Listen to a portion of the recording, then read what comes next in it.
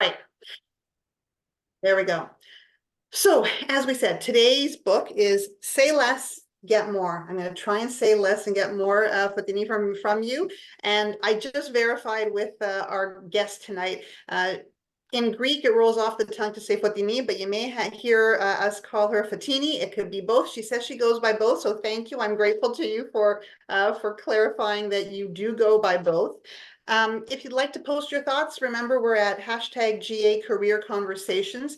And for those of you who might be joining for the first time, I think most of you have joined us before, but just in case, the format for tonight. As a reminder, we're going to do a little bit of introductions. We'll be speaking with Fotini, first of all, about her career journey, because it's always interesting to get people's perspectives on what they've done, how they've gotten to where they are, and some of the bumps and some of the special activities that have gotten us to where they're at right now.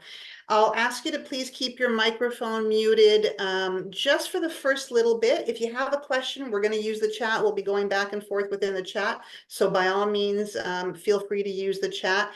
And we're going to have that Q&A at the end. So the last 30 minutes, we're going to open it up. So to your questions, your comments, feel free at that point. That is your time to ask Fotini whatever questions that you might have, or comments on your interpretations or your thoughts when you were either reading the book or when you've negotiated, and thoughts that you have as we move forward. So we're recording, just to remind everybody to share. And then for Ontario lawyers, I know there's some of you here who are Ontario lawyers. And just as a reminder that this is eligible for 1.5 hours of professionalism.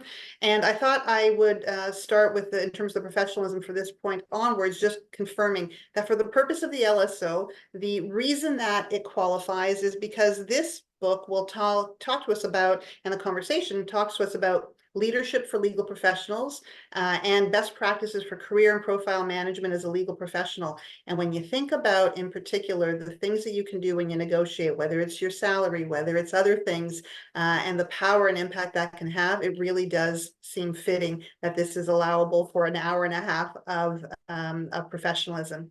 And finally, I wanted to remind everybody that we've talked about having brave conversations, and how one of the authors that I had spoken about last year, Elisa Hankora, reminded us that sometimes brave spaces can be exhausting. So what I am inviting all of us to do is to suggest an accountable space instead, where we are all responsible for our own actions, our own comments, and we'll be respectful of others as well as we move forward. So with that introduction out of the way, and welcome to everybody who's on with us so far, I'm going to start with Fotini, and welcome to you this evening. It's evening or afternoon to you still in Vancouver, right? My brain doesn't function on time zones anymore. Thank Just goodness. depends on where I am. Hello. I'm just glad Hello. that it's sunny outside and you can actually see Thank me you. instead of a dark hotel room. You haven't seen any snow today, so that's not a bad thing, or Yeah. yesterday.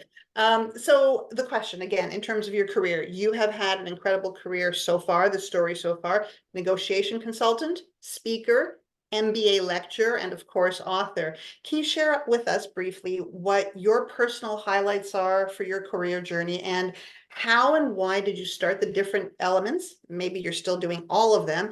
And when did you move on? How did you decide it was time to move on? So over to you for that introduction on your career, please. Well, I guess I can start with that last piece, because my career started fresh out of the MBA. I did it straight out of undergrad. I went into an MBA program knowing if I took a break, I'd never go back to school. And I was working for a company like L'Oreal, and I was negotiating with Walmart on a regular basis. And then I moved to another company because L'Oreal had basically said to me, hey, you've done everything, you've exhausted everything you can in Toronto. It's time for you to move to Montreal. And I was like, I don't like you guys that much to make that big of a huge change in my life. And I started looking elsewhere. And then this other food company had hired me to do what I was doing at L'Oreal. And then a training company came along and they went, you should really be doing what we do. And I was like, yeah, sure, someday when I have more experience, because they were training us to be more effective negotiators, to make sure we weren't losing profit, and to be better at having those conversations with the Walmarts of the world.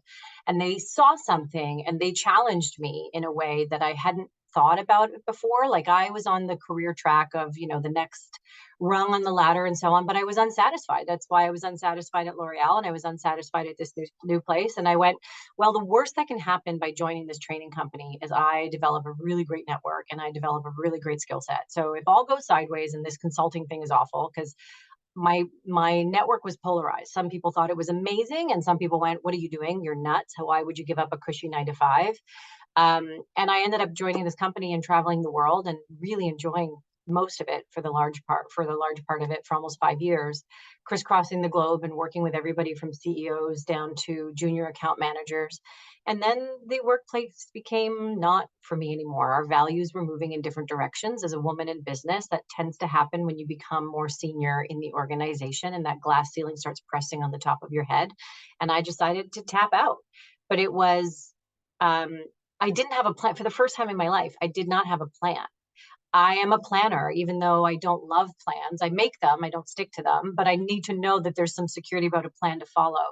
And I didn't have a plan. I just knew that I had been building such great relationships over time that clients went, "When you are ready to quit, I want you to be your first phone call. Hey, when are you going to come and work for me?" So I knew I'd have somewhere to land. What I didn't expect was to be self-employed. And so when I made the announcement on LinkedIn and started telling people that I had quit that job and that I was taking a break for a while to figure out my next move, I did. I got all those phone calls that went, "Hey, when are you going to come work for us?" And the more I started looking at all these organizations, the more I went, I don't want to sign up to work for you. But I enjoyed working with them. And so I just thought I was going to do a favor to a friend because my clients had become my friends. Some of them were the ones that were pushing me, going, "Why are you putting up with this? Why aren't you doing something on your own?" And so on. And so they ended up becoming my clients who I thought I was just doing this temporarily until I had to get a real job. And, I just celebrated my 9-year anniversary. And that all of these things kept happening because I just kept saying yes. I said yes to the training company. I said yes to clients who went, "Hey, can you come develop this new workshop for us? Can you come speak at our national sales conference? Can you help us with this real life scenario that we're dealing with and this intense negotiation?" And then someone at Schulich reached out and went, "Hey, can you come and teach MBA classes?" And I went, "All right." And then HarperCollins went, "We think you should write a book." I said, "Okay." So I wasn't actively pursuing any of these things. It was just putting content out there without knowing I was putting content out there. It was just sharing information that I came across that I thought my clients would find useful, and sharing information that I thought my new audience on LinkedIn would find useful, and just trying to stay in touch with people who I thought were really cool. There wasn't anything intentional behind it. It was simply a matter of saying yes to these really cool opportunities. It's making sure people knew who I was and putting myself out there in a way that wasn't so much about, "Hey, look at me, I'm the loudest one in the room." It was, "Hey, I deserve to be here." And as a result of that, with people recognizing that and acknowledging that, opportunities seemed to flourish. And here I am today in a beautiful 5-star hotel in Vancouver, having just presented to one of the largest oil and gas companies in the world. And turns out I trained the same people in the room 15 years ago. It all kind of comes together just because you are making sure that you are seen and recognized for the value that you're putting out there. That's really been the key theme of everything that I've done.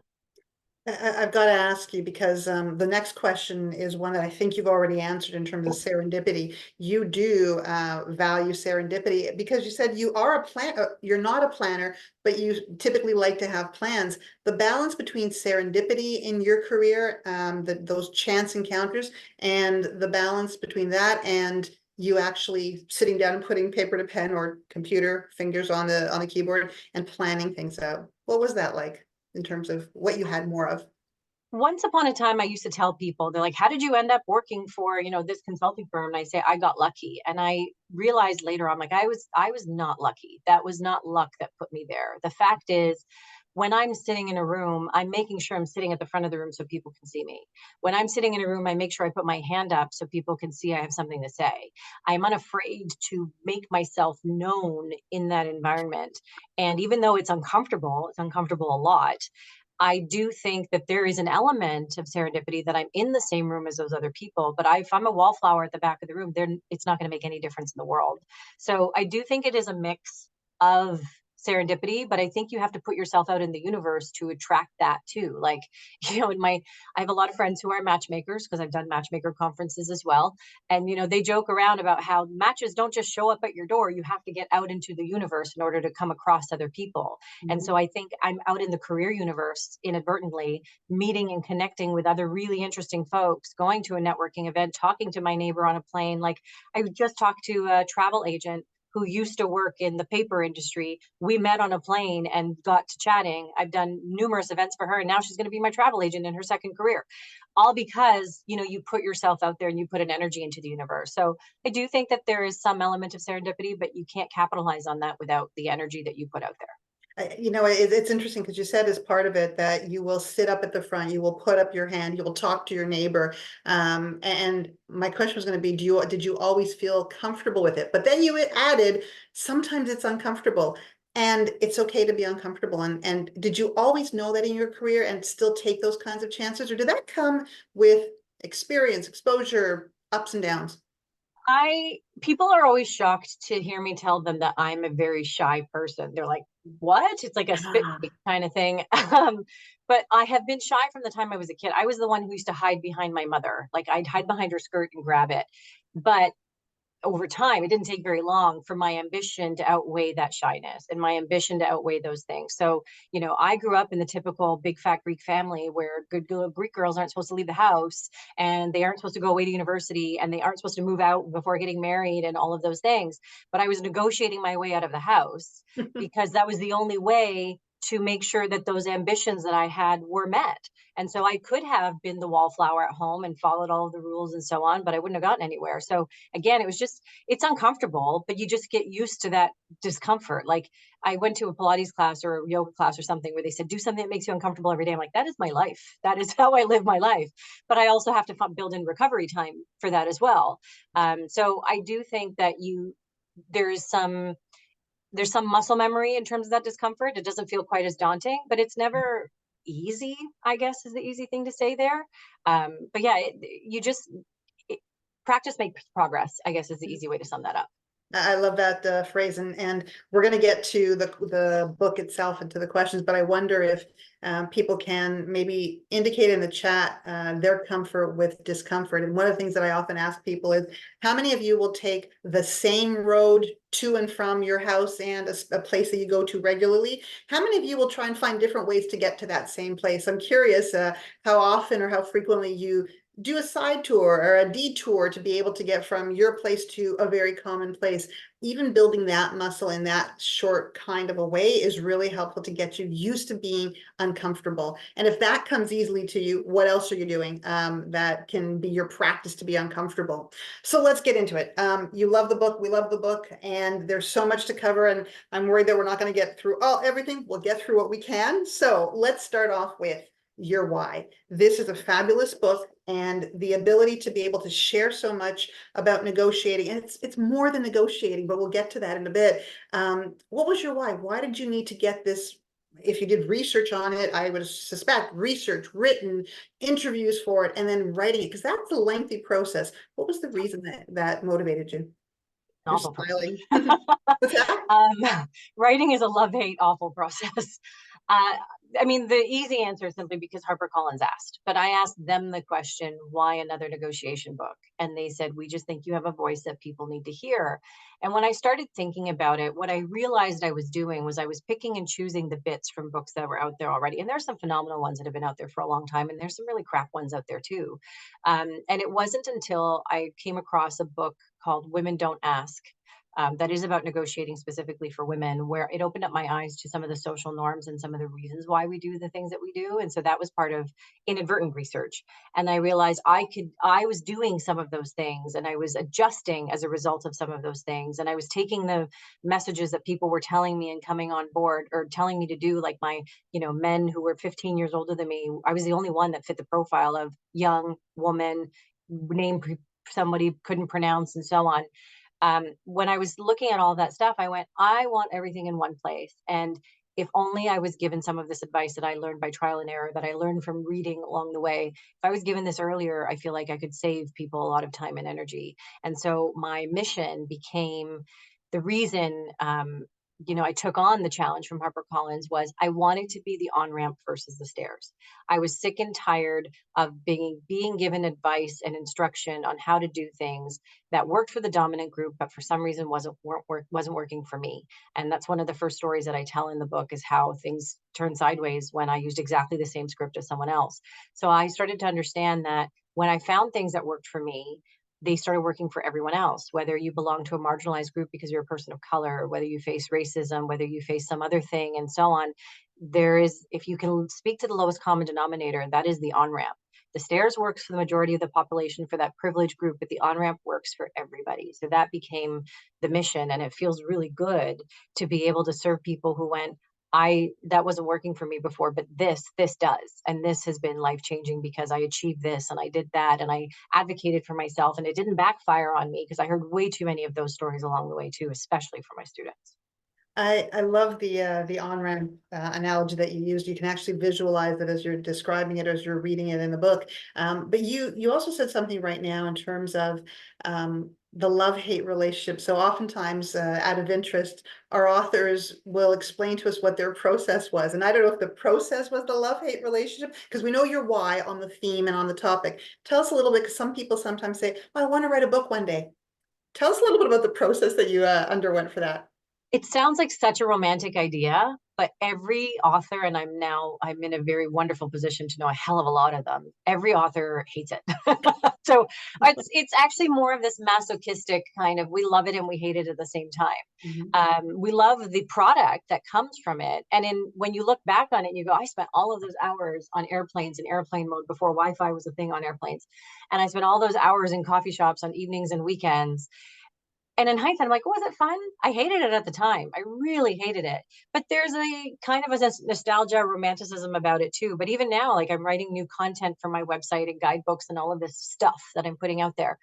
And it's torturous. Like, but I love going to the coffee shop on a Saturday or a Sunday morning and having uninterrupted flow. Like, the feeling of being in flow is amazing, but the feeling of writer's block is awful. And the process is sit your butt in that chair and don't move until it comes out of you. There's no other way around it. And that seems to be the general consensus from the author community that I'm a part of. Just out of curiosity, did you have a strict schedule that you adhere to, or was it just as you needed to? Because many authors will say to us they have a very specific schedule that they are using. I wish I was more disciplined in how to schedule, but I don't. I actually had to leave the country because I was so undisciplined. I started writing my book. I went to the beach to the Dominican Republic for a week, and that's how it started. Okay. And then as soon as I handed the book in, I left and went back to the beach to Aruba exactly a year later. But that was the only way to get it done, was to remove myself from all other distractions. The beach is a distraction, but there's literally nothing else to do when you go to a boring resort. So that was the only way to create discipline, was I had to change the circumstances. Well, we're glad that the publisher found you, asked you to do it, and let's get into it. One of the things I want to start off with, because you have a really great description in terms of, not a description, but a definition. And you're absolutely right. I've seen students, heard students watch adult professionals who will almost cringe when you use the word negotiation or to negotiate. And you indicated that a common reason that fear is triggered is that they misunderstand the definition. I know what I think of, and I'd love people to sort of think about, when you use the word negotiation, what's coming up in your mind. You had a really great visual in the book, but then you turned us around. You gave us another definition that I think is one that can help us quiet that fear. Can you speak on both what you think people think of, and then also what your definition is? Yeah. Apologies if you can hear the seaplanes in the background. That's one of the cons, the beautiful view I have next to me. Mhm. So typically when I do an exercise in my workshops too, where I have people, write in the chat, what feeling comes to mind when you think about the word negotiation? And there's a lot of cringy words that come up there. And what I need to open up people's eyes to is the fact that negotiation isn't two people beating each other up until they're black and blue. It isn't those images that you get in pop culture. Like, I just showed something on screen today where you see people like, oh, your life must be so exciting. It must be like those guys on Suits. And I'm like, actually, my life is really boring. People call me in when things go sideways, but most of the time they call me in because they're trying to prevent things from going sideways. So I'm trying to keep the peace and make sure things are removing obstacles along the way. Negotiation is that. It's trying to remove obstacles, not create them. It's trying to find a source of agreement. It's just two people having a conversation. If we were already in agreement, we wouldn't need to have the conversation. But now all we're doing is we're just talking to one another. Sometimes that talking is verbal, and sometimes that talking is nonverbal. Sometimes it's a shake of the head or a look of the eyebrows. Sometimes it's getting on public transit and just holding your space to make sure no one's invading your space. That's a negotiation for your physical space. Sometimes it's something else, but it's just two people having a conversation. That's all it is. And when you can look at it that way, it doesn't feel quite as daunting. And what I've learned about psychology and stress and cortisol and all the things that happen in the brain is you can either psych yourself up or you can psych yourself out. And so if we can think about this definition of negotiation as just a conversation of two people who are trying to reach an agreement, it makes it so much easier for our brain to process, and we'll perform better as a result. But if you're going in there dreading it, thinking it's going to be this boxing match, you become the self-fulfilling prophecy. You become very defensive, and you force a defensive response from the other person too, and now you're getting nowhere fast. So it really starts with pausing to redefine what is that definition of negotiation that will set the tone for everything for you. It's interesting because as you're saying that, some people might think, and Carrie, I'm going to get to the comment that you make in a second, but some people will think, oh, but if you're just having a conversation, it can't be real negotiation. Or if you're just having a conversation, you're being too friendly with one another, you're not going to get what you want, quote unquote. And so we'll talk a little bit about that down the road. But do you ever get that resistance to the definition that we just that you just gave to us, Fotini? Absolutely. I mean, people always think win-lose, right? So Mhm. someone's going to come out of this win-lose, but and actually on the flip side of that, some people assume everything's going to be a win-win, and that's not true either.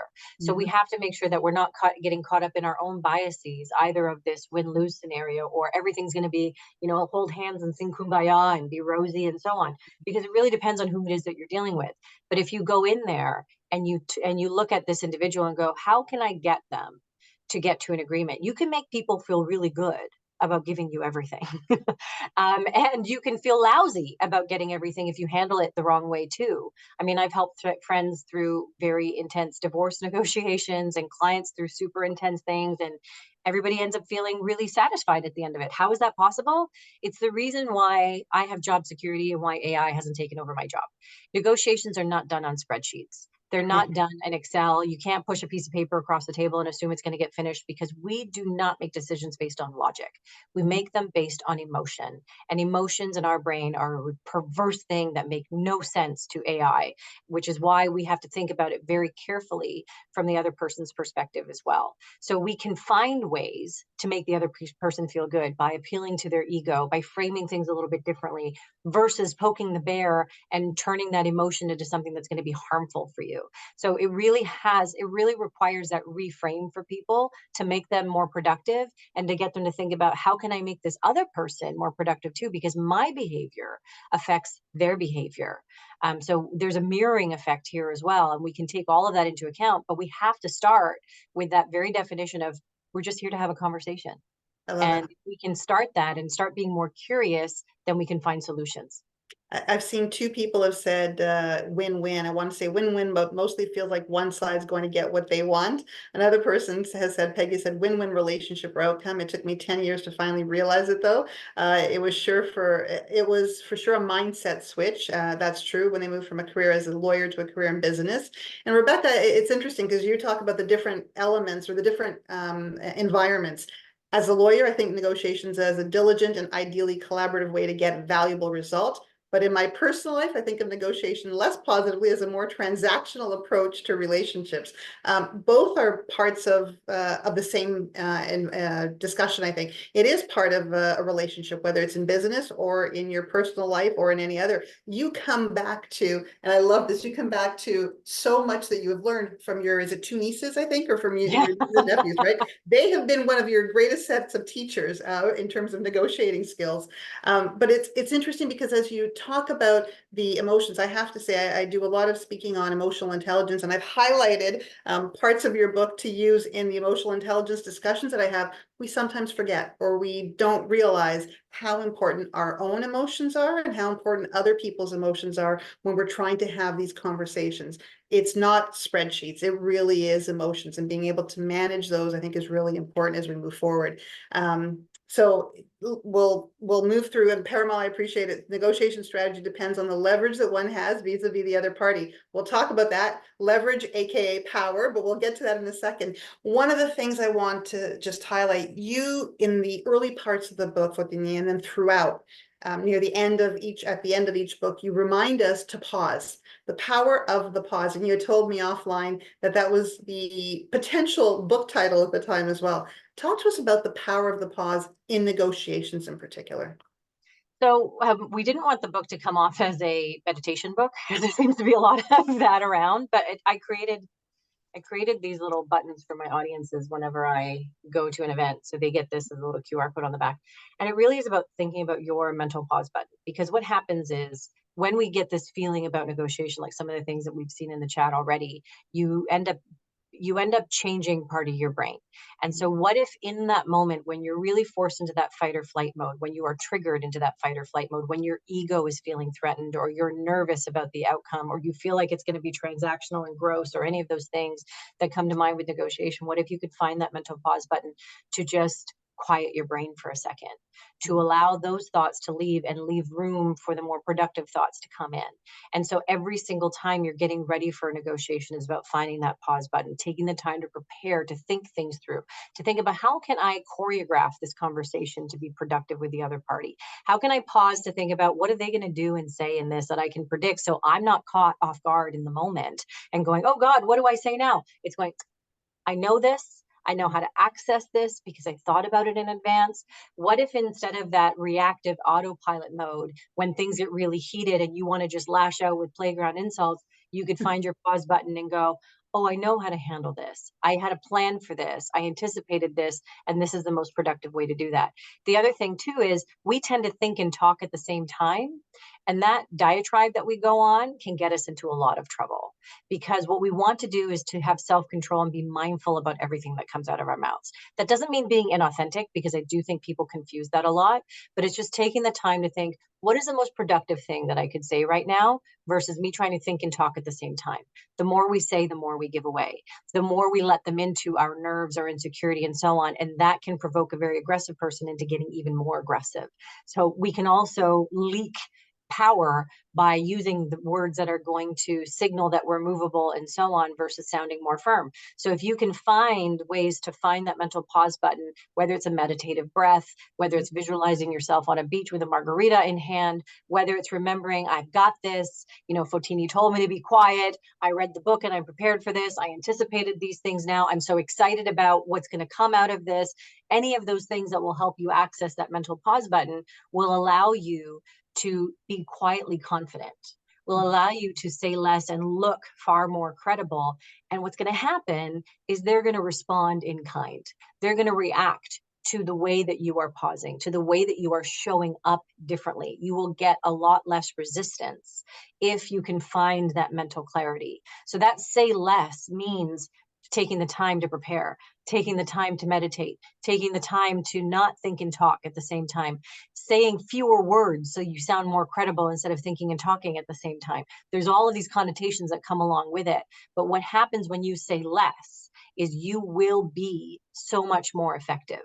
It doesn't mean, you know, I'm going to be quiet and I'm not going to let them hear me. It's showing up and saying less. It's making sure that it is known that you are saying less for a reason. It's interesting because your comment about preparing, it's one of the first things that you said: prepare, meditate, find fewer words. Some people might think, okay, I'm not an expert negotiator. I don't do it very regularly. You come back in the book and say, we're doing it all the time. We're preparing for negotiations all the time. And when you talk about preparing, is there something that you do or get your clients to do in particular? And I know we're going to go down other questions, but in terms of the preparation, is there a particular preferred way for people to prepare ahead of a really difficult conversation or a really difficult negotiation? Or do you find that it's different things for different folks? I mean, the principles are broadly the same. It doesn't matter who it is. What I want my clients always to do is I ask them the question, what do you want? What is your objective? What are you trying to get out of this? Great. Now that we know that, what do you think they want? Because that part is often overlooked. The second you can spend time on What are they coming in with? What are their objectives? What do you think their objections are going to be? If you can spend that time anticipating the other party, because they go, well, I don't know, I'll find out when I get in there. But you can predict a lot. If you were in their shoes, how would you handle this? How would you be feeling about those things? So it's really taking the time to find that balance of what do I want? What do they want? And now that becomes part of my roadmap to figure out how to move around some of those obstacles, how to get them on the path with me to get to our destination and so on. Those broad principles become the cornerstone of everything else that you do. So whether it's my objectives, my power, my proposals, my questions, then it's their objectives, their power, their proposals, their questions, and so on. You can anticipate so much of it so that you're not playing that guessing game and trying to do that thinking and talking at the same time when you get in that room. One of the comments in the chat is that good negotiators are those who are great storytellers. And I wonder your comment on that, because later on, I also see somebody, Tiffany is mentioning, I worry when I say less that I leave feeling like I left something important that could have been impactful. So when we storytell, are we saying too much? Do you like that analogy of a storytelling in negotiations? And what about that feeling that, ooh, I left something out that I could have, should have said? What are those two? So storytelling is a persuasive sales tactic. And so you have to sell your idea to somebody before you can actually close, before you can negotiate with them. So there is an element in a piece of that, but that comes early. I actually find more often than not, I'm trimming down people's stories. They don't need to know that. If you're lawyers, if you were to have someone on a stand, and how would you instruct them to go on the stand? Answer only what is asked, right? If there's something else they need to know, if there's something else that they need, there's seeds you have to plant, then you think about those things in advance as well. You need to manage expectations. So I talk about expectation management way before negotiation even happens. But generally speaking, when we're getting into that negotiation process, less is more. It's not about being persuasive anymore. Now it's about being firm, being controlled, and being credible when you get in there. And that comes from looking confident and from actually saying less. It's not about trying to convince anybody and to spin stories. We actually don't trust people who do that to us. We like people who are more concise and more cooperative, not people who are trying to persuade us. It sounds more eager and desperate, and it sounds like we're looking for red flags when they're sprinkling in too much detail in those stories as well. So it's a fine balance of when are the stories appropriate, way before you get there. And then it's just working on the actual, like, here's my proposal, here's what needs to happen. What else can we do to work around this? I would prefer people spend far more time asking questions versus telling stories, because you can get them where you want to go by asking them questions, by getting them to do the talking. They can convince themselves if you're asking really great questions along the way and you're not giving away valuable information. I love that, because just before you made that analogy or that comment, my thought went to emotional intelligence is very important, but cultural intelligence is something that we think about all the time as well. And people's experiences and various backgrounds tend to have more storytelling beliefs or being much more direct. Do you find that your strategy, your technique, your lessons apply, because you've traveled around the world and have shared this, do you find that culture impacts how it's perceived and how it's applied, or is that not necessarily a factor? The easy answer is the principles are the same anywhere I am in the world, Okay. because in the book, I talk about people. And no matter what you are doing, no matter what principle you are implementing, you have to think of the person across from you. I say this because I think about specifically my students. My MBA students, most of my classes are full of international students. Yeah. They come often from India, because Schulich does a lot of, has a satellite campus over there. And then a lot of them come from China as well. I know there is a style of negotiating. There's an expectation of negotiation in India where things are much more competitive. So they use the principles of things like opening extreme and so on and so forth. That's a norm for them. It's less of a norm over here in Canada, but that principle still exists, just in less extremes. Now, I could make the assumption that this person in my class is going to negotiate like that. However, what if they've adapted their style because they're now living in Canada? What if they've adapted their style because they're sitting across from me? I need to think about the individual and the entire context versus the cultural norm. I need to anticipate that as part of their profile, but I'm not going to make any big assumptions. I'm going to read the room and I'm going to read the individual, and the same principles will apply. So if I'm going to, a market in Morocco, and I'm trying to buy something that I think is really only going to cost me $5, it might be totally normal for me to start at 1, and it might be totally normal for them to start at 50. That same $5 item in Canada, I'm going to start at 4 and they're going to start at 7. That's the same principle applying. It's just the context is changing how extreme it is. So I do think that you have to be aware of cultural norms as you factor that into the principles that you're putting at play.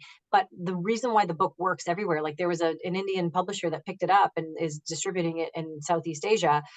It works because the principles are the same no matter where you are. And the number one principle is think of the people sitting across from you. Yeah, no, think of the people. Now, think of the people, and let's get to talk about power. Some people feel really uncomfortable talking about power, and you go through it in a very, you talk about it quite a bit. First of all, the different forms of power, how we use it when we negotiate. What have you got to say about power? It was my favorite part of the book to write. That and the epilogue were my favorite part of the books to write. The epilogue got really long because it ended up being all storytelling. But it's just so meaty and it's just so fun when you break it down. It can sound really intimidating, but what I love about having discussions about power is, especially when my MBA students come to me, and it's usually women of color who are coming to me during my office hours, and they say, "Are you sure I can negotiate this salary? What if they rescind the offer? What if they go to the next 500 people on the list?" And then I go to them, but they're making time for you, but they're making an offer to you. And I remind them of where their power comes from. And power comes from so many things. It comes from resources. You yourself, your brain, your experience, what you bring to the table, that is a resource. It comes from dependency, how dependent they are on your very specific experience, on your background, on your personality that works well with clients and so on and so forth, on you who gets along well with everybody in the office, on you who has this really great analytical brain that we need more of around here. Those are the types of things that we need to think about. Their dependency, what are other alternatives do they have? Why didn't they go to number 2, 3, and 4 on the list? Why did they choose you instead? And as soon as I start to have these conversations with people, that's when the light bulbs start to go off and you can see the confidence building. So it's one thing to know, where does my power come from? Then the next thing is about managing their perceptions about that power. Sometimes you have to be explicit in making them understand your sources of power and helping them to see that you have these sources of power. And I'm sure you've heard the term BATNA before, the best alternative to a negotiated agreement. You feel much more confident, which automatically increases your power, when you know you have an alternative. If this goes badly, I have somewhere else I could go. I'm starting here because I think this could be better than those places. But if it's not looking better, I'll go somewhere else. So that's a level of confidence. If they don't know that you have BATNAs, they're going to feel super powerful and they're going to try to be abusive. The second you let them know that you have BATNAs, now all of a sudden your power increases, their power decreases. If they think, I've got loads of BATNAs, I've got 499 other people, but you go, but none of them have this specific degree. None of them have experience in this specific country. None of them have this unique thing that I'm bringing. Now you're squashing their BATNA and diminishing their power and increasing yours again. So there's so many things that we can do that will increase our power and diminish theirs. And we have to be careful that we're not doing the opposite. And oftentimes when we're speaking too much, information is power. When we're giving it away, we're draining our battery, we're charging theirs. So we want to collect as much information about them as we can. We want to share specifically things that are going to make us more powerful and decide which of those things that we're going to hold back. But there's so many things that factor into power. But the number one thing I want everybody to remember is you are a source of power. You are a resource. People are the number one thing that we bring to the table. I have been involved in all sorts of negotiations, both when I was working for L'Oreal and on the client side of things, coaching them through it. I can still remember to this day, one of my earlier negotiation memories was, in my career at least, was being in a L'Oreal meeting where I had nothing good to share. We had launches that had gone terribly. The numbers were in the toilet. And here I am speaking to the head of the entire cosmetics and health and wellness department at Walmart, a very senior person. And I've got this Excel document, this scorecard that is telling a terrible story. And yet somehow I managed to get him to move around that scorecard and got him to focus on the things that did matter, that were going to build a case for me later, and planted seeds of hope versus talking about those seeds of doubt. And when we got out of that meeting, my boss said to me, we secured some support from them for this new other launch we had coming down the line. And she's like, I don't know how you did that. I go, I don't know how I did it either. But what I realized was the relationship I had with them was extremely powerful, because when I talked about that hope for the future, they trusted me. They didn't think it was a story I was just winding up in that moment. They went, if she's telling us she's going to put all this effort behind it and the company's going to put all this effort behind it, then we believe her and we trust her and we're willing to go on this ride with her. And they signed up for whatever it was I was offering. But that resource of people, of relationships, that's one of the most overlooked sources of power that I think is incredibly important for people who think they have none. I want them to think again. You yourself are a source of power. That allows us to ask ourselves about the confidence that we have, reminding us there's a self-reflection that's needed, right? What do we bring? What can we offer? That confidence that sometimes is not there. How do you call it up in people to be able to remember it sort of in the moment? And I'm going to come back to relationships, assuming it's a negotiation that is with somebody who is going to come in and out of your life relatively, they're not going to be long-term relationships, but how do you get that confidence to be able to remember what you bring to the table? I mean, a lot of it just comes from self-motivational talk, right? Mhm. So another big piece of it, there's a really cool book called The Upside of Stress. Dr. Kelly McGonigal did a great TED talk on it. And she talks about taking that anxiety, that stress in your brain. Not all stress is bad, but how can you turn it into something positive? So they did this study in 2013, I believe. I'm mixing up dates with another study. Anyway, they did this study where they found they had people sing in front of a group. They had them sing Journey's "Don't Stop Believing" in front of a group of people. I'm no stranger to a microphone, so I'm gonna be super comfortable in that area. But not everybody loves microphones. I think it's the number 2 fear after death in most countries. But they told people in 3 different groups with 3 different sets of instructions. They said to the first group, "I want you to tell yourself, I am anxious, regardless of how you're feeling. I want you to tell yourself I'm anxious." They told the second group, "I want you to tell yourself I am excited." And they told the third group nothing at all. That was our control group. And what they found was, according to a computer that measured each singer's volume and pitch, the group that told themselves I am excited outperformed the other 2 groups. We know it's not because they were better singers, because they also outperformed them on a math test and a speech test. Mm-hmm. So what that means is, I've said it before, you can psych yourself up or you can psych yourself out. You can prime your brain to say, I'm so excited to show them what I have put together today. I am so excited to get to a resolution with this person. I'm so excited to show them my plan for whatever I'm about to put together for them. And that will help you to perform, to be more articulate, to be more in control, to help you access that pause button.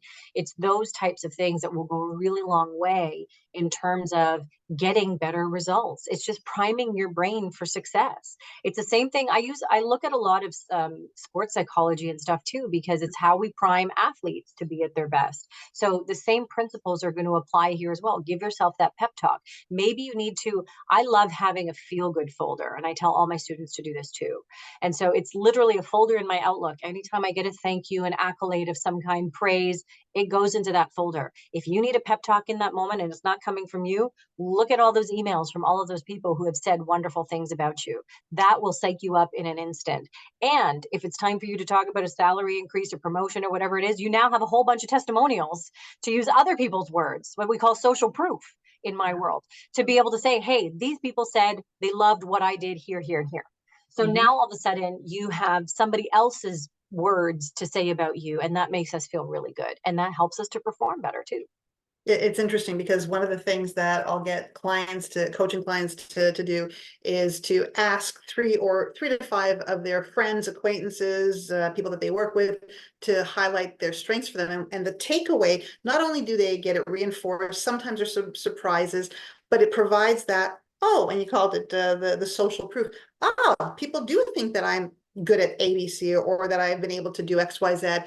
And for some people who don't like speaking about themselves, they can then say, it's been said that I am A, B, and C. And in negotiations, you're not saying it. Other people have said it about you. So fantastic to be able to have that element. And I love I call it the happy file, the testimonial file, whatever case it is, because we all have those moments when we're a little bit less than confident than we'd like to be. So being able to access it quickly is really important. I'm hoping that people do have happy files or testimonial files. So if you do share in the chat how you consolidate that, if it's in an email folder or something else, love to hear how you keep your happy file or in a journal. But let's move on as well, Fotini, to interest. So chapter, I think it's 13. You say that interest should be the starting point. You've talked about BATNA as well, but just like I asked you for your why, we always remind ourselves that you should sort of understand your why, your interest in any negotiation. You've said that that is the starting point for people in negotiation. Can you tell us a little bit more about that in terms of balancing our own interests with what we should know about other people's interests as well? Yeah, this is a part that often trips people up in negotiation. So we tend to mix up proposals and interests. Your interest is the why are you doing this? So when it comes to salaries, it's really easy for people. They say, I want more money, but why do you want more money? I want more financial security. Now that's different. I want to be able to afford a down payment on a house. I totally get that. Now, what can we do that will help you serve that interest? Part of it is salary, but it's not the only thing. Maybe it's keeping more money in your pocket, them covering your expenses. So they don't have money for a salary bucket, but they have money to pay for your cell phone bill and all these other things that are going to keep more money in your pocket. They have the ability to give you flexibility, which means you're now not paying overtime daycare costs and things like that. They have the ability to let you work from home, which means you're now not spending money on transit and gas and parking and all those things. That's keeping more money in your wallet. So all of these things help you serve that interest. When we look at the interest, the why behind what we think we want, now we can find multiple ways to get there instead of getting fixated on one proposal. The same is true for the other party. If you don't think about, well, why are they asking me for this thing? Why are they asking me to come into the office 5 days a week? What do they think is going to be accomplished from that? Stop fixating on the proposal and dig under the surface to understand what is driving that behavior. What's the motivator behind it? Maybe they think you need team building. Maybe you think you're not really well connected with your team. Can that be resolved then by having a morning meeting every Monday on the phone or on Zoom or something like that? What other creative ways could we solve for that problem? But we get fixated too much on the words. We need to understand what's going on beneath the surface of those words.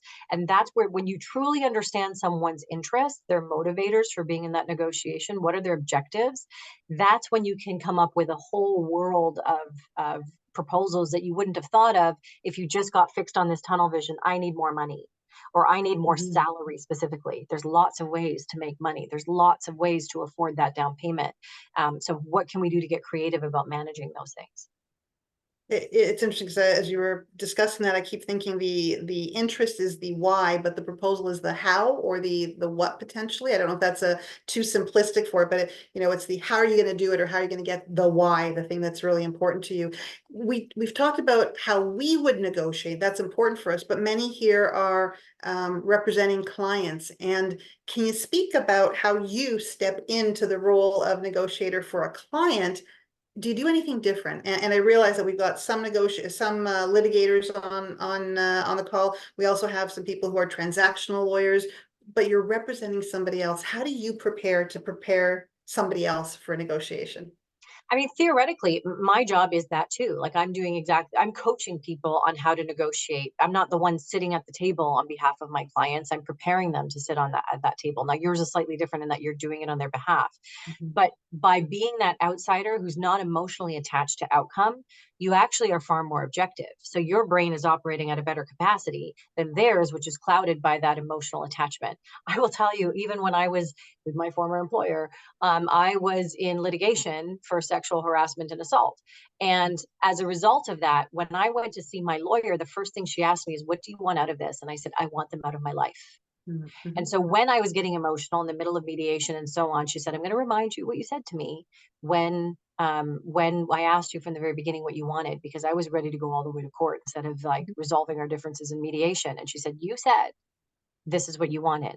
Now, if you were to take this scenario, we could end up in court and likely you will win because you are on the right side of law, even though there's no guarantees, but you will also likely have to deal with them for at least another 18 months. Is that really what you want based on what you said over here? So she was able to take me out of the emotion in that room, because even the most self-controlled person can get swallowed up by all that kind of stuff. But that's why I had her there. That's why I didn't handle these things on my own. So that's your job, is to tap into that objective center that you have that they don't. And you can be a huge asset in those negotiations to be able to do that. But the other element that you have is to be able to find a way to negotiate with your client to make sure that they're actually setting on the appropriate outcome, and using things like their words to your advantage, asking the appropriate questions, leading them to where you need them to go instead of forcing them and wagging your finger at them. Those are some of the things that you're having two negotiations. You're having the negotiation with the other party, but you're having an internal negotiation on the same team. You and your client are on the same team, but those negotiations are often so much harder than the ones that are external. And so how can you get them on the same page? It's the same principles, but you've got to do it twice, internally and externally. And then you also have to help coach your client to be able to use fewer words, think about their why continuously. So you are doing both at the same time. As we talked about being there for our clients and helping them through a negotiation, one of the early examples, I think it was when you were using the process of somebody else in a situation where there were power dynamics, male, female, age, seniority. And many times lawyers, especially new women lawyers, find themselves opposite of a more seasoned male professional, male colleague, and can hear, be told, be yelled at, some things that can shake them. What do they do to be able to keep their grounding, to be able to move forward? And I loved how you handled it in one of the lobbies on your way to a meeting. But what do you do when you see somebody who's more seasoned, who's more senior, who perhaps has a different power stand than you do? What do you do at that point to be able to maintain your presence, your cool, and the plan that you have in place? There's two principles that I rely on, but I'd take a step back for a second and think about, why are they doing this? Why does a bully? Because they can. They're trying to get under your skin. They're trying to rattle you. They're trying to get your brain in that fight or flight mode, because that's where you're going to make the most mistakes that work to their advantage. So the counter to that, the antidote to all of that, is finding that pause button, is being able to take that meditative breath rather than lashing out and going into autopilot mode, because that's what we want to do, is start hurling out those playground insults and firing right back. But you need to access that mental pause button to go, I've got this. I'm here for a reason. And lean into, this is going to sound crazy, but you're going to lean into curiosity. I actually find myself, whenever I'm dealing with some jerk, I actually ask myself the question, who hurt you? And it takes me out of my scenario, and it takes me out of my feelings about it, and going, I wonder what is going on with this person right now. And it makes me a bit more curious. It puts me in their head instead of getting caught up in how dare you kind of thinking. I need to remove myself from this and take myself out of this equation. This is a them problem. It's not a you problem. And so how can you get curious about them? And once you can do that, when you can kind of detach yourself from it in a way, then it's being able to use questions to your advantage. So the first element is self-control. It's finding that pause button, and it's maintaining your credibility and composure. The second piece of it is now using your curiosity to go, how would that change things? How would my age change the amount of information I have in my brain? How would my age change this very specific thing that we're looking for right now? What is it about that is a problem for you? And now they can dig themselves out of their own hole instead of you trying to dig yourself out of it. Because this is where the temptation is going to be. I'm going to tell a story about how awesome I am. I don't need to do that. I don't need to justify it. I am confident enough that I don't even have to do that. And when they see that they're not rattling you, that's what's going to make them back off, because they don't want to risk looking stupid. And if you ask them a question that they can't answer, they're going to look stupid if they try to answer it. So they just end up backing off slowly. This is one of the things we need to lean into, that curiosity, to make sure that we are not getting caught up. That's not to say that, again, I'm not preaching being inauthentic. And that's not to say that passion isn't a great thing. I also lean on relabeling things. So I'm sure I'm not the only one in this room who's been called emotional before. Does that sound familiar to anybody here? Okay, so I'm going to take that, and instead of using it as something derogatory, I'm going to say, thank you. I'm going to relabel this. I'm going to say, thank you for recognizing my passion. It's my passion that gets shit done around here. And so I'm going to own that and turn it into a positive thing. I can reframe. So by relabeling things, we're reframing it in a much more positive light. So we can do that. We can pause to maintain our composure. We can ask curious questions, and we can reframe things in a way that owns it for us instead of allowing the other party to do it. If they say, you're too young to know, isn't it cool that I'm this young and I already know this type of stuff? Thank you for recognizing how advanced I am for my age, right? I can turn that into something that I'm going to reframe to my advantage. And that, or it's like, you haven't been in this business long enough. Yeah, it's great that I have this unique perspective and I'm not bogged down by these other things that everybody else is bogged down by. I'm thrilled that I can bring that to the table. So it's being able to do that in the moment. This is so hard to do. I get it, but it starts by being able to access that pause button. Do you need to have a meditative practice? And I'm not suggesting everybody starts meditating, but what I mean is there's studies that show us even yoga, for example, it doesn't have that effect for just that 1 hour you're in a yoga class. It has a calming effect that has a halo effect for hours. So maybe the night before a really big, crazy meeting, when you know you're going into a meeting with a big jerk, you're going to take a yoga class or something. Maybe you're going to give yourself that pep talk and say, I'm so excited to show this person what I'm made of. What is it that's going to help you to access that pause button in the moment when it's going to be really hard to do that? I want to ask you because I'm not going to say that you make it sound easy, but that if you do everything, everything goes well all the time. And there are times when things just go down the drain. We don't pause, or we say things, what did you call it? Schoolyard insults that you say, Yeah, playground insults. playground insults, sorry, playground insults. How do you recover? And knowing that sometimes things will not, you're not always going to, we are not always going to do it well. You might do it well all the time, Fotini, but what do you do to recover? Is there something that you can talk about in terms of, or just knowing that this one didn't go well, we'll recover next time? Any thoughts on that? Well, there's two different types of recoveries. One is in the moment and one is after. Mm-hmm. So in the moment, it's okay to make a mistake. Do you know anybody, raise a hand if you know someone who's absolutely perfect, because I don't. And if you Nope. did, I'd love to be this magical unicorn. So if we are not perfect, it's okay to make mistakes. And Mhm. I'd much rather you admit to making a mistake and change course than live with a costly mistake due to your ego. So it's okay to go, you know what? I made an error. I need to recalculate. Or, you know what? I need some time to rethink this. I'll come back to you in a few minutes. Just again, taking that pause, recrafting the pause to your advantage in a way. The same way if you got lost on the road, you'd pull over. You wouldn't just keep driving in that direction. You'd pull over and you'd recalculate, and then you'd figure out what is your next move. That's completely acceptable. You own your time. You own your presence in that room. And if you need to take a moment to recharge, that is completely fine. Now, after all is said and done, one of the things I tell all of my clients whenever I'm working through a real life negotiation is after they're done the negotiation, because I don't go in the room with them often. It's a rarity in that case. But as soon as they're done their meeting, they call me and we debrief and we go, what went well? What do we need to keep in mind for next time? What would be even better next time? If you can build that discipline, that self-respect, that self-reflection, that's another pause moment even after it's over, because that's what's going to build that muscle for the next time you go in there to negotiate. That's one of the reasons why even in the book, it's structured so that you have these pause moments. I want you, when you're done a section, to pause and reflect on what you just learned. When you're done a negotiation, I want you to pause and reflect on what went well. Pat yourself on the back for that, reinforce it in your brain to make sure you keep doing it.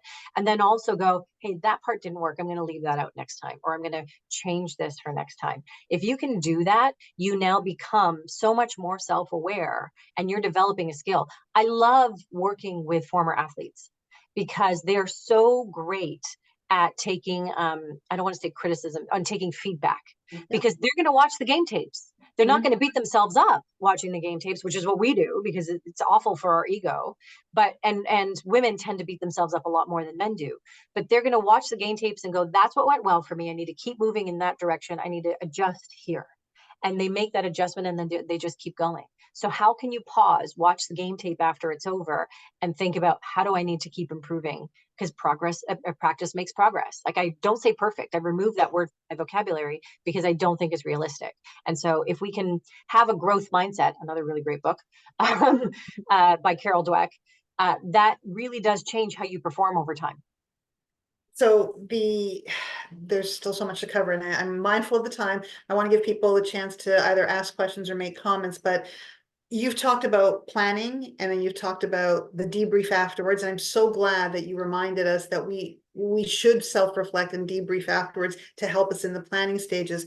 But you talk about a process. One of the things that I love here, you outline a process. And even though you said you're not a planner earlier, this book provides a plan and a process. Can you speak sort of broadly? I know we've got a little bit of time, but tell us about the process. How did you construct this plan that people can use when they're thinking about negotiations? It was really just having conversations over and over and over again. And I found myself repeating some stuff going, oh, that seems to be something that naturally came together in terms of a process. So in principle, it's again, it's even if you took a blank sheet of paper and you write, what do I want? What's my perspective? What's their perspective? That is the overriding principle that starts everything. And then I found myself going along with the simple negotiations, what I call those competitive type of negotiations, where it's really just a few variables, maybe just price.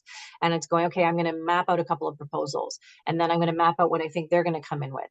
But then as it starts to get more complicated, when we talk about negotiations that are growing the pie, now all of a sudden it's more than just price on the table. That planning document got a bit more complicated too. So it ended up becoming a brainstorming document, and post-it notes are something that I use with clients. I did an exercise where I had one client and working on for 6 months with them on a negotiation that lasted 2 years. And we had post-it notes all around the room, those big sticky giant things. And I had them all walk with a block of post-it notes and come up with, based on these categories that they saw on the walls, as they were walking around, they were dropping their post-it notes. I said, stupid ideas are all welcome. Just throw everything on there. We can eliminate later. And that process became, oh, I really loved how that exercise worked for folks. How can I condense it into something that's going to be simple for people to follow along? So some of it was trial and error. Some of it was reading about what worked for others. A lot of it was just on the job going, here's what's worked really well for my clients, and building on some of the psychology stuff that I read about. It all sort of came together, but that trial and error was a big piece of it. There's so much that I wanted to keep asking you, but communications, and we've talked a little bit about say less, get more. Your key takeaways in terms of communications, and it's not just, and you said it at the very beginning, it's not just what we say or don't say, how we appear, our nonverbal communications. What are some of the key things that you wanted to remind us about on that aspect? I always tell people, show up like you deserve to be there. So where I are you love that sitting? quote.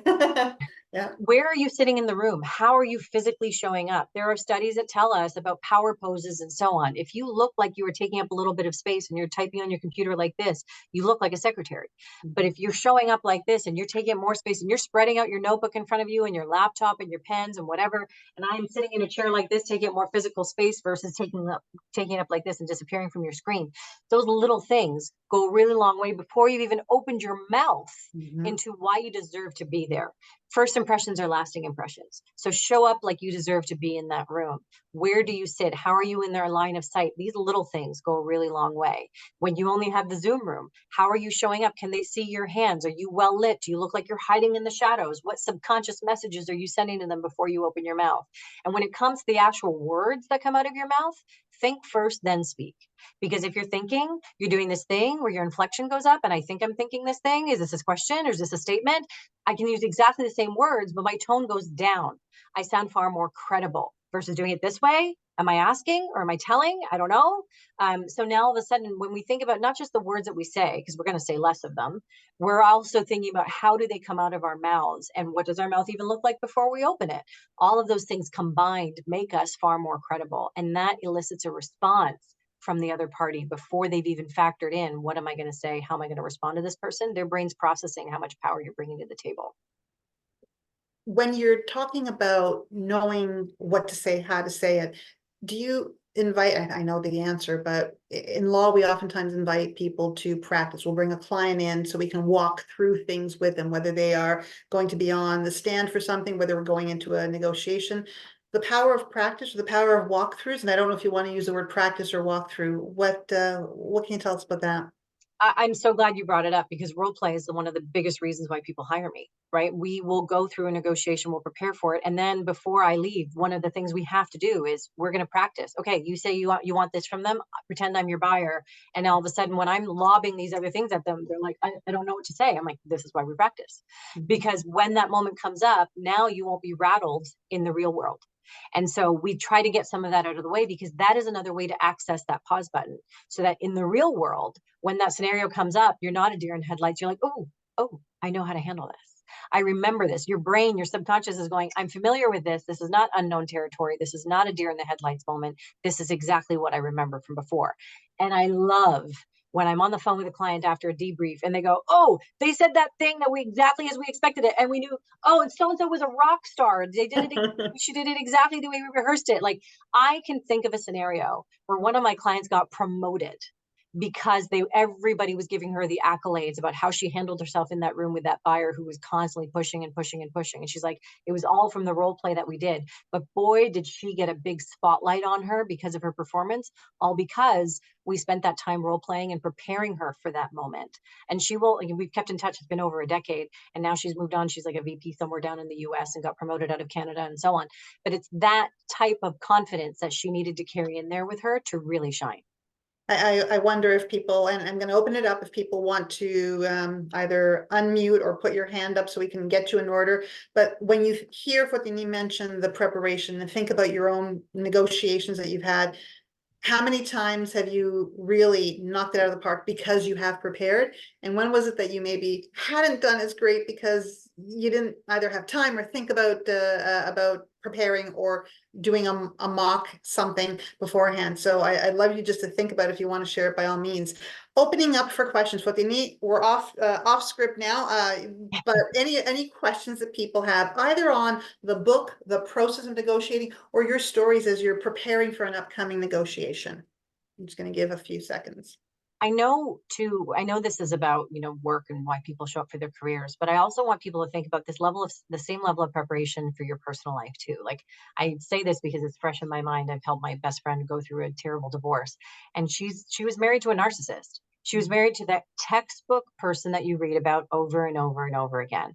And anytime I practiced and role played with her, she has come out the other side and went, ha, it's exactly what we predicted. When he said this, I was ready with that. And now she's not leaning on me for that support to ghostwrite her text messages and emails and stuff, because she knows how to handle that stuff in the moment, because we've talked about it and we've rehearsed it so many times that she knows exactly how to handle those moments. It's reminiscent of something else that we talked about. So now her brain's going, I know how to handle this pressure. I got it.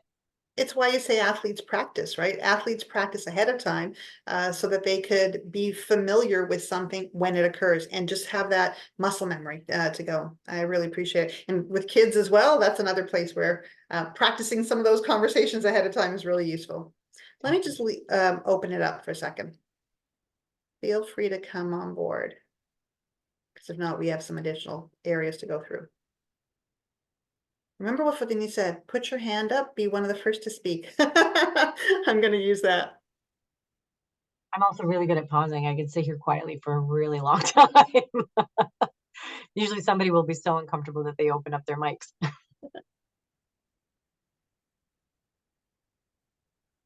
Yeah.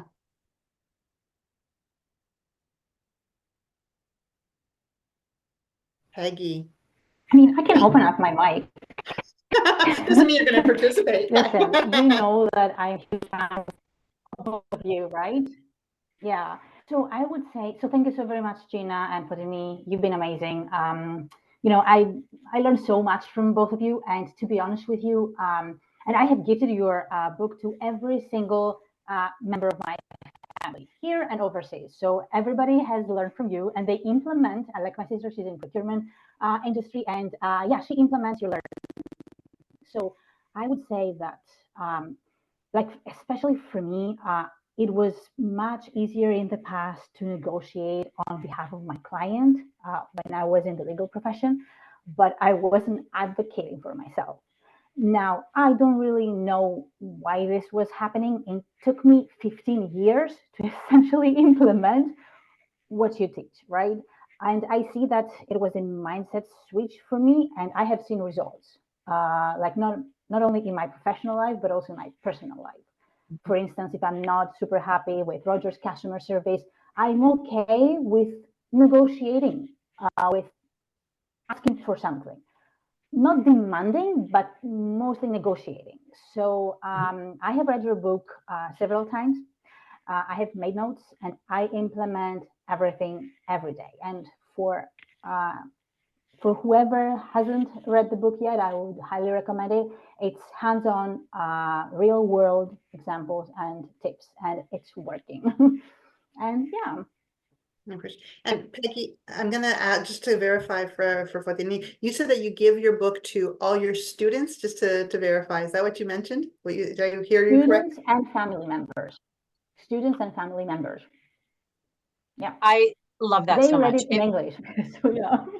I wish they would print it in Greek, but HarperCollins hasn't even managed French yet, so I can't see that They happening. know English. They fine. Yeah, they are fine. Yeah. But it makes me immensely happy to hear other people gifting it. I got a text message recently from a woman who said, "Oh, my mentor Joanne gave me your book, and I just negotiated a raise of $25,000 as a result of following the principles in the book." Like that kind of stuff, for you to be able to gift that to somebody is life changing. And you're not alone in, women. There's lots of studies that back this up, that say women will advocate much harder for others than they will for themselves. I mean, I'm sure that's why women make really great lawyers, but it's not, you're not alone. It's that we have been conditioned from the time we are children, from the time we are little girls, to not advocate for ourselves. I was just telling my audience earlier today, we see signs from little girls as young as 6 years old who are dumbing down their math skills because they're worried about how they're being treated by others, how they're being perceived by others. We're taught not to be boastful. We're taught to play within boundaries and play house, whereas boys are told to be wild. Boys will be boys. We are not given that same rope to be able to play in those worlds. So we are worried about advocating for ourselves because there's a very real set of consequences that we face that men don't. And so, of course, you're going to be conditioned to not advocate for yourself.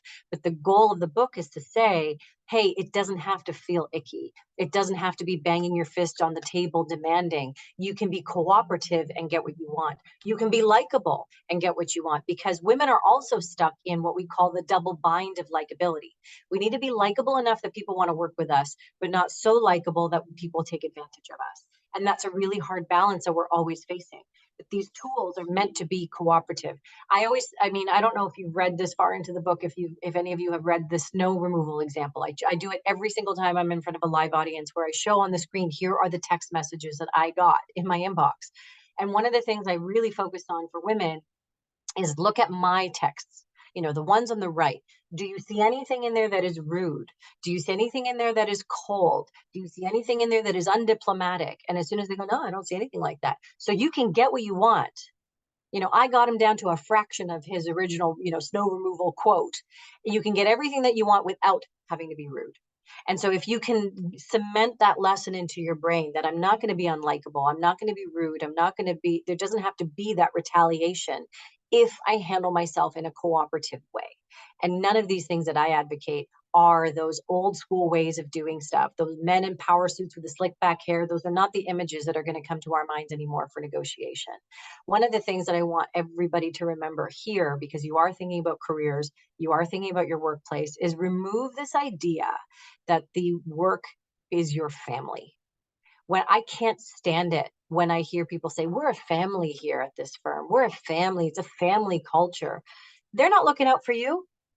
You're the only one looking out for you. They're not your family. They will fire you. They will cut you from the budget. They will do anything necessary to you to save their skin. So if you're not advocating for yourself, who will? Because it's not them. They're not your family. And, sometimes even family can turn on you too. I mean, imagine, think about a divorce. You have the closest of relationships, the highest level of trust. And then all of a sudden, one thing goes wrong, you break that trust and you are polarized forever.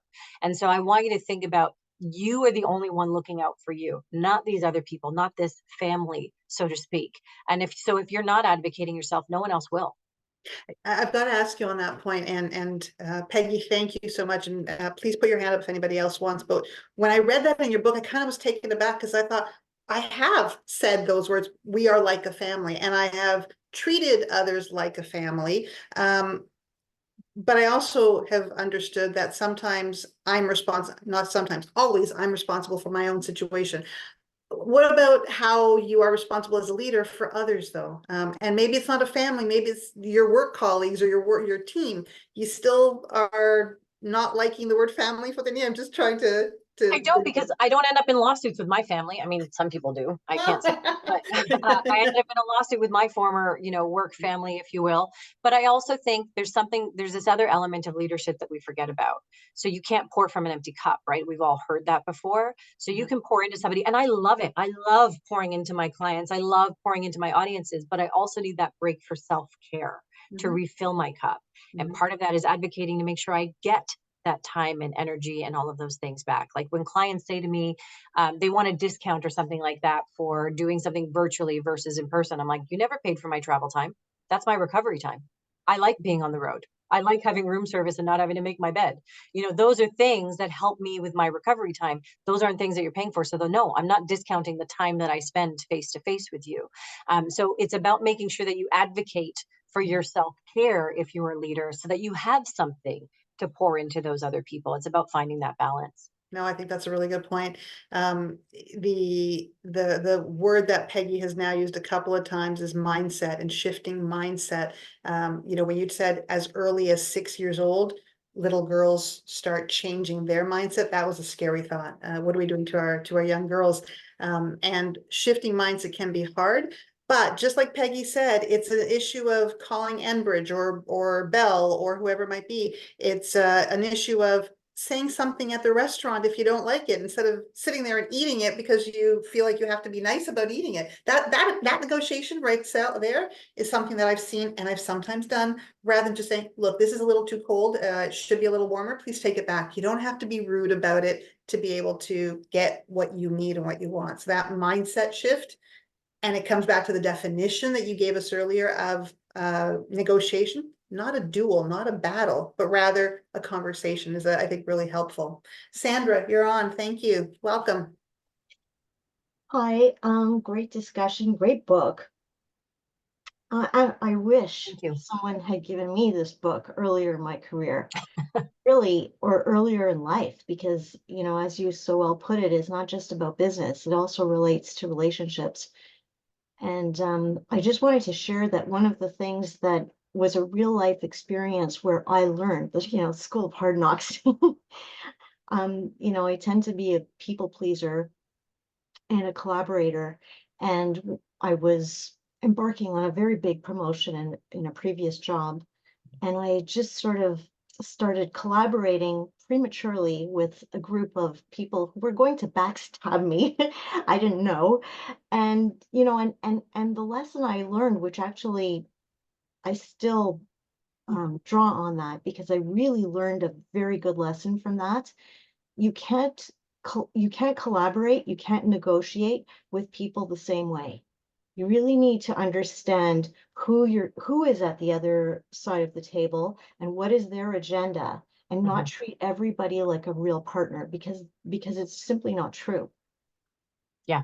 I mean, I think about the NAFTA negotiations, for example. If Chrystia Freeland had gone in there and said, hey, all, let's work collaboratively and hold hands and sing Kumbaya, you can't do that with a Donald Trump. He's not cut out for that. He doesn't have that capability. So understanding who you're dealing with is a huge piece of this equation, for sure. How do you figure that out?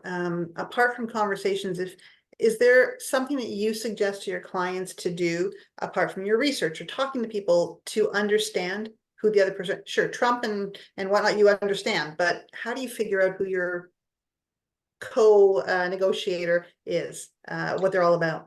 I mean, we just had this discussion today at my session, and we talked about the fact that people will reveal themselves if you give them a chance. So when are they revealing those red flags? It's early on in the process, when you're asking questions and they're being evasive, when you're asking questions and you're getting a very tunnel visioned response to it. You need to get really curious to understand, what are those interests? What are those motivators? And if they're uncovering motivators that might be really different from yours, and your values are not aligning in a way that they need to align, that might be the reason to pull the chute and go, this is not the person for me to negotiate with. I mean, that's what we're doing when we're exploring a new employer or we're exploring a new client and all of those things. You're doing it intuitively, but it really requires that curiosity to ask the right questions before you even get to the proposal making stage. How can you build trust? Are they somebody who's throwing you red flags that they are not trustworthy? Evasiveness is a really big one. That we'll figure it out later approach never is going to fly with me. That's huge red flag to me. But it really is the early stages of getting to know them and prospecting where is the opportunity between us before I'll ever get into proposal making stage with them. I'm so glad that you talked about meeting new people. I think about it oftentimes with lawyers across stages of their career where they are interviewing, and not, so if you're your own boss, you are meeting with clients, but if you're interviewing for a prospective new employer, oftentimes people will see it as a one-way conversation. Oh, I just have to sort of tell them what I'm all about, and they won't engage in asking questions. It's one of the biggest things that we talk about and coach through when people are going into job interviews. Those are conversations. Those are negotiation areas as well. I wonder if you have any thoughts on when people are going into those types of conversations, interviews, what should they be thinking about? It's funny. I had my former boss once said to me, he goes, I thought I was being interviewed more than I was interviewing you when we went through this process. And it's because I wanted to make sure I was making the right decision and I wasn't making this big giant leap into the wrong arms, essentially. So we want to make sure that we're being super curious about these things. That's the number one thing that's got to be driving so much of this behavior. What can you learn about this person? How can you be curious about this person sitting across from you right now? That's got to be driving so much of what you share. There was a really interesting study that I read recently. I wish I could remember to even quote it, but it was about dating hacks. So for those of you who are on the apps, they're awful. Dating apps. Yeah, dating is awful. But if you want to hack the apps, one of the things that they said to use was use that prompt that says, I'm looking for. And the reason is when you tell someone, I'm looking for someone who has these, and these qualities, now all of a sudden the person reading that is going, I feel known. I feel acknowledged. When people feel known, and that only comes from you asking questions of them, they feel that they can trust you more.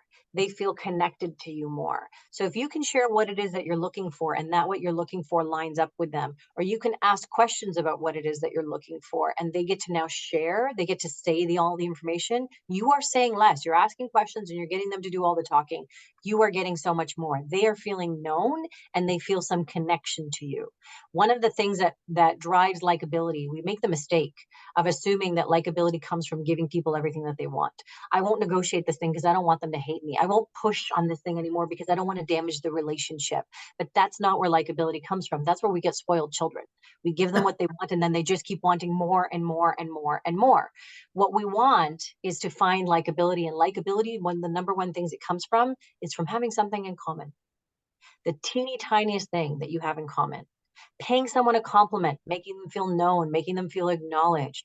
Those are the places where likability comes from. That's what creates connection with people and makes them want to find a reason to work with you versus against you. My entire business exists because I built relationships. When the news went out that I wasn't working for that organization anymore, on Monday morning, my phone started ringing off the hook and they said, Fotini, when are you going to come back and work with us? And I said, I don't work for that company anymore. They said, we didn't hire the company. We hired you. We like working with you. They didn't start working with me because I started discounting my pricing. I knew what my former employer was charging for me.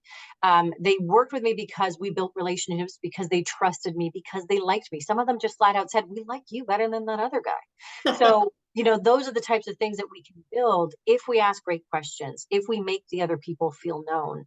And so can you build that level of trust that makes them go, I want to find a problem-solving conversation with you versus feeling like they want to beat you or make you lose. I wonder, you've talked about what other people like, and if anybody has a question, I've got this last one before we wrap up. If anybody has a question, please let me know. But you've talked about what other people like. I wonder if I can ask you, you called yourself a negotiator from a child. They called you a negotiator as a child. My dad. Your dad called you a negotiator as a child. What do you like about negotiations? What is it about that process that keeps you coming back for more? I mean, it's those taps on the shoulder when I'm at a conference where someone says, I increased my salary by $20,000 because of something you shared in a 20-minute bit somewhere. It's those messages that I get in my inbox that people go, I advocated for myself and I feel amazing. I got my client to finally pay me that money that they owe me. I stood up for myself in a way that makes me feel amazing. Those are the things that keep me coming back for more. The fact that I can see how life-changing it is for people when they just do something teeny tiny, when they just say a little less, they get so much more. That for me is so fulfilling. I've always done it intuitively for myself, but being able to watch it happen for others, that's what brings me the joy of doing what I do for a living. If I didn't have to pay a mortgage, I would do this stuff for free. Well, we are grateful that you do. I want to put on your contact information just so that people have it available. And I know that I have it here. So share screen. Let me just get to it. My apologies. That is the information that you have given us, Fotini at Fotini. Now I'm saying it both ways, FotiniIcon.com. And there is your website. Say less, get more. Share it. Give it to a mentee. Give it to a mentor. I love that concept that that it's being shared in that way. And as you described it right now, in terms of some of the things that you like to do, one of the things that I found at near the end of the book, page 311, and I want to read it out. You write, I know that if you have made it this far, I'm assuming you mean in the book, you too are going to be capable of such incredible things and be a role model for others around you as an empowered person who can take on whatever challenges come their way. And you have given us, those who are listening later, those who are listening now, such insights on how to become empowered. And ultimately, empowering ourselves is such a wonderful gift that you have given. So thank you for joining us, and thank you for being part of the empowerment of so many people. We are really, really grateful to you. And I just want to remind people, because another one of your, I think if I'm not mistaken, one of the author groups that you're part of, Janine Rogan, is going to be our next author with the Pink Tax book that she has written, and we're meeting with her on April the 23rd. Empowerment for women, empowerment for everybody for that matter, is really, really critical. And I want to thank you for joining us today, Fotini, and I want to thank everybody for joining us. Thank you so much, and be out there, negotiate, and have those conversations and help yourself succeed even more. Thanks so much, everyone. Bye now. Thanks, everybody.